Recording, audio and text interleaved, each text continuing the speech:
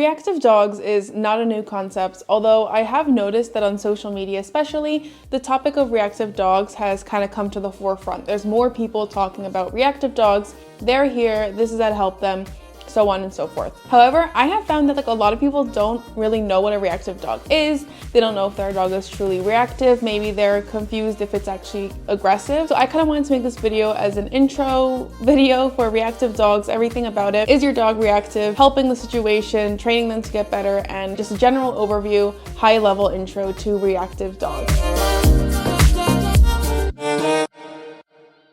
First off, let's define what a reactive dog actually is. So like the word reactive means in the English language, put really simply, a reactive dog just has really strongly elevated emotions towards certain triggers, causing them to react in ways like lunging or barking or even growling or pulling on the leash, etc. Some common triggers include like moving objects like bikes or runners. This happens in a lot of dogs, especially working breed / herding dogs, just because of their instinct. Other triggers include other dogs or just people in general, or maybe only certain type of people. If I could put an example out there, my dog Mochi's very reactive, but it's mostly towards moving objects, like I said, because he's a border collie and an Australian shepherd, and he's also reactive towards certain men. I can't explain what these men all have in common that he's reactive towards, but it's not all men and it's not women. So you would be able to define what your dog's triggers are, and keep in mind that dog's triggers doesn't have to be one specific thing. It could be multiple things. They could be reactive to 10 different things. And then the next question is my dog reactive or is he actually aggressive? So first of all, let's start by saying that aggressive dogs aren't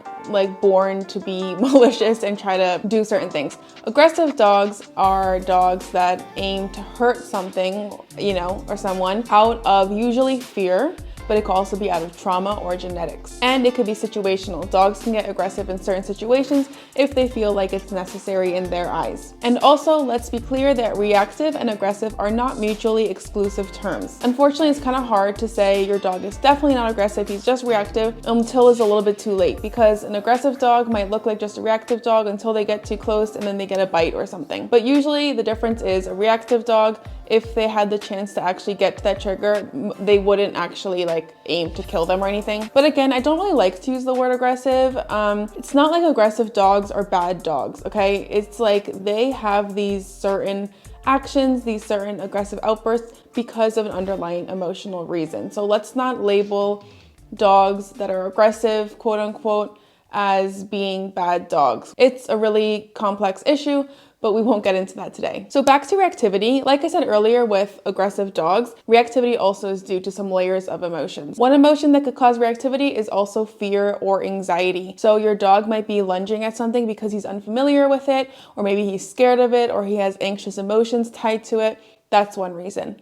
Another reason is trauma. So Mochi, again, another example, he's actually very reactive towards dogs, and not all dogs, but it's usually bigger black dogs. And the reason is because he was attacked by a huge black dog when he was quite young. And ever since then, he's been super reactive towards them. And actually, I could even say he might be a bit aggressive towards them, especially if they're male dogs, because of the trauma. He's also reactive towards little dogs, but little dogs he's not aggressive towards, but maybe due to a heightened positive emotion. And that's another reason that could cause reactivity. Reactivity is not always a dog having a negative, strong reaction towards a trigger. It oftentimes can be a positive reaction. In fact, I know a lot of dogs that are reactive towards other dogs and people, but it's actually because of a heightened sense of excitement or being overstimulated, but in a positive way. They're not, trying to harm, or they're not scared or anything like that. One thing that could apply to you and your dog is that I have found that a lot of dogs that grow up going to the dog park become reactive towards other dogs. And that's because they associate other dogs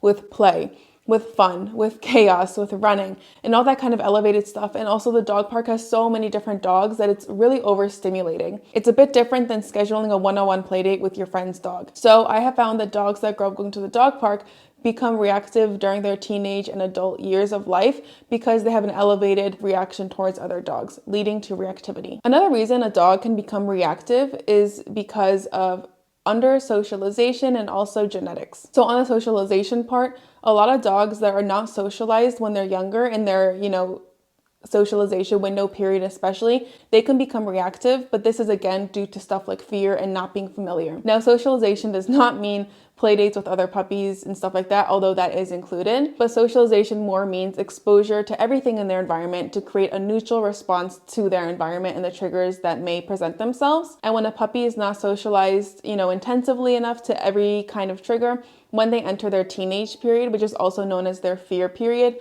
that's when reactivity can really come out because they're not familiar with these triggers. And on genetics, it's just how it sounds. A lot of dogs are reactive purely because of genetics. Genetics can be purely due to like the bloodline that your dog is from and also due to the breed. So the next point I want to touch on is management of a reactive dog. So before we go into like how to train a reactive dog and essentially rehab them to stop being so reactive, I want to touch on some management skills. So management of a reactive dog is super important and equally as important as training. So if we go back to what a reactive dog is, we know that they have a very elevated emotional response to triggers. This means that they are very, very stressed in these situations. Even if your dog has reactivity due to elevated positive emotions, it still is the fact that he is feeling stressed. It's not a comfortable emotion for reactive dogs when they're having these outbursts. So my first management tip would be to avoid triggers when you can. For example, if your dog is reactive towards people, don't take them to like a crowded party just because you think it would be fun. We have to put our dog's emotions first in these situations and not put them in those situations when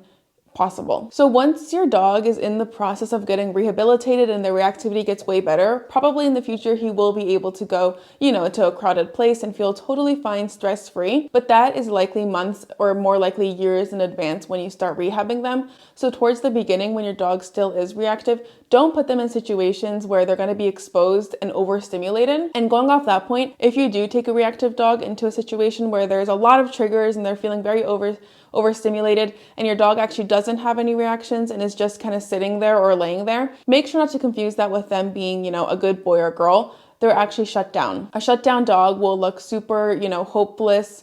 They will look anxious if you know the basic signs of a canine body language. Don't put them in these situations. It's not fair to them. And we have to keep in mind that a reactive dog is very, very, very stressed. Another management tip would be to possibly put a muzzle on your dog if necessary. So if you're not sure if your dog's reactivity comes out of, a negative or positive emotion and you want to be extra safe, especially if you're going to be walking in public, you could definitely try a muzzle. I don't think it's necessary for every dog to wear a muzzle, especially if they're on a leash, just because they're reactive. But for example, if you're walking in a city, your dog is super reactive towards dogs, you don't know if your dog would bite the dog if you actually reached it, then just try a muzzle.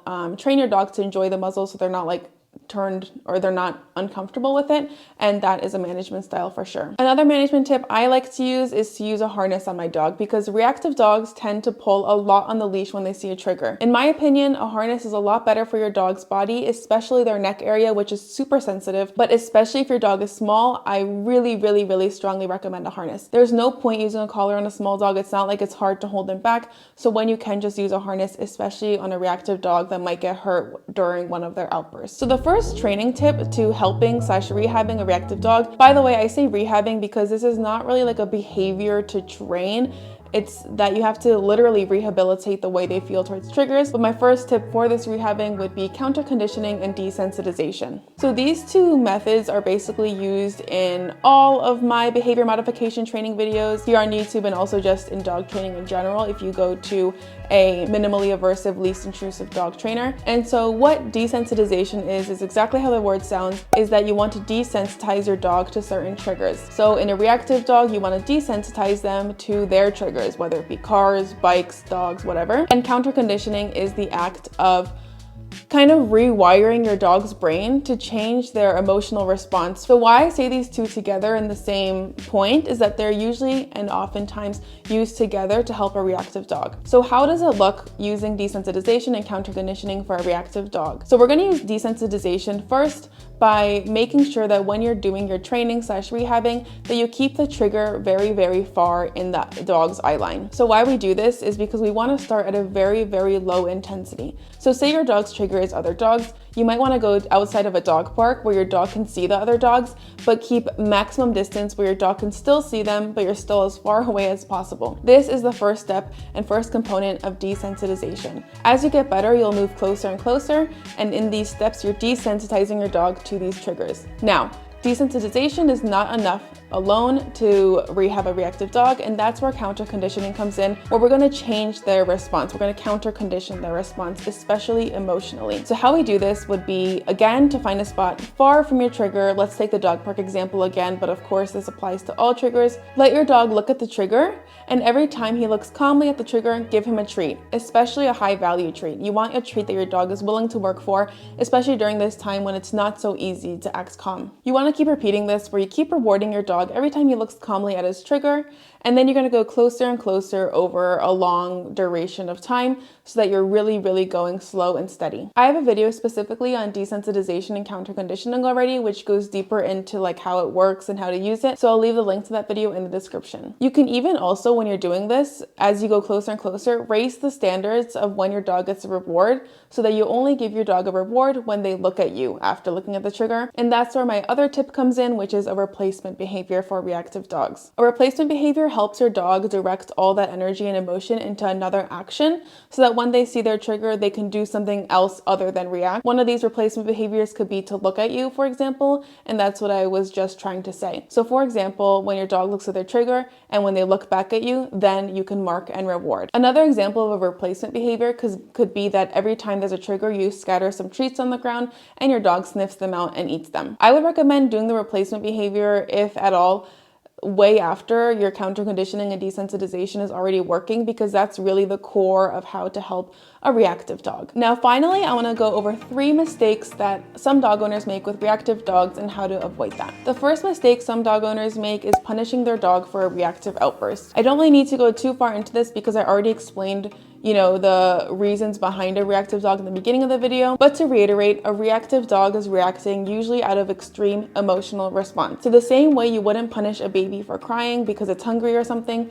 you should never, ever, ever punish a dog for having a reactive outburst, as annoying as it may be. And I totally get it. Some days I feel so overwhelmed when Mochi has reaction after reaction after reaction, but punishments are never the answer. And in fact, it might be even counterproductive, because punishing your dog for having a reactive outburst would signal to your dog that you don't have their back, you don't advocate for them, and ruin your relationship, making counter conditioning and desensitization even harder. So when your dog has a reactive outburst, take a deep breath, distance yourself from the trigger, and don't acknowledge it basically unless you have the time to turn that into a training opportunity. I see way too many like TikTok dog trainers teaching about reactive dogs, and every time the dog has a reaction, they like pop the leash with the collar, and that is so not okay, counterproductive, and frankly immoral and unethical. The second mistake is moving too fast during their desensitization and counter conditioning process. One of the worst things you can do when training your reactive dog to get better is to force your dog to confront their triggers before they're ready, and increasing the intensity too soon. So again, when you start with a large distance, when you're desensitizing your dog to their trigger, you don't want to keep moving forward, on the same day even. You want to get your dog totally calm at that distance before moving forward. And it might feel like such a slow process, but just know that moving faster won't accomplish the goals anyway. So just go as slow as your dog needs, and that will ensure the most effective training. And lastly, one mistake / advice I guess I have for dog owners is to accept when you might need professional help in person. So hopefully a video like mine here on YouTube is very helpful, and I'm sure it can be very helpful when training a reactive dog. But some cases, especially reactive dogs that are reactive due to, a traumatic past or even genetics, they might need a little bit more guidance of an in-person dog trainer to analyze your specific, unique case and provide more advice and help in that way. So I guess this isn't a mistake that some dog owners make, but definitely some advice to never feel ashamed if you need a little bit of professional help to come in, analyze the situation, and help you guys out more hands-on. Remember, a reactive dog is never reacting out of spite towards their owner or out of bad behavior. They are struggling even more than you are when they have these reactive outbursts. But the good thing is we have training methods that are proven by science to help them, rehab them. So just keep going and don't feel ashamed for having a reactive dog. 9 times out of 10, it's not your fault. For more on reactive dogs, I actually have a more comprehensive Reactive Dog 101 video to watch after this intro, linked here on the screen.